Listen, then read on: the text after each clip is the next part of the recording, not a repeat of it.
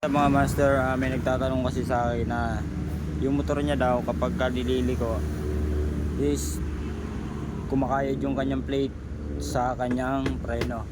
So mga master, ito lang ang kasagutan dyan mga master. Sagutin natin na mas mabilis yung tanong nung followers natin. Sana mga master is magsilbing ano to sa inyo, kumbaga tips. At huwag niyong kalimutan mag-follow sa aking page para lagi kayong updated sa aking mga tutorial pa, no? So balik tayo dun mga master. Bakit nga ba pag nililiko yung manibela daw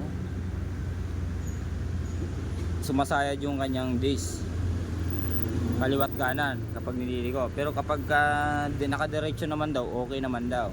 So mga master, ang ano dun, ang may damage talaga dun mga master is yung kanyang bearing. Pag ganun mga master, kapag naranasan nyo yung ganun, magpalit lang kayo mga master ng bearing, o kaya i-check nyo muna kung sira. Ganun lang madalas mga master ang nangyayari.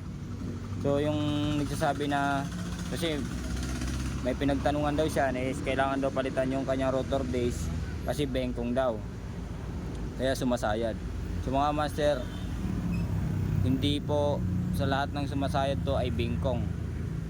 Yung bengkong yung yung disc. Yung iba naman po is marumi na po yung ating caliper at kailangan natin palinisan. Minsan naman po kapag malinis na yan, ayun yung sinasabi ko sa inyo na yung bearing kailangan wala pong alog yan, kasi pag may alog po yan mga master, ang nangyayari, diba, yung gulong mo gumagalaw yan. So pag tinagilid mo siya mga master, papalin yung gulong mo, tatama dun sa kanyang brake pad. So yun yung sumisikip mga master. So yun lang mga master, sana may natutunan naman kayo sa video ito, and ride safe sa atin lahat mga master.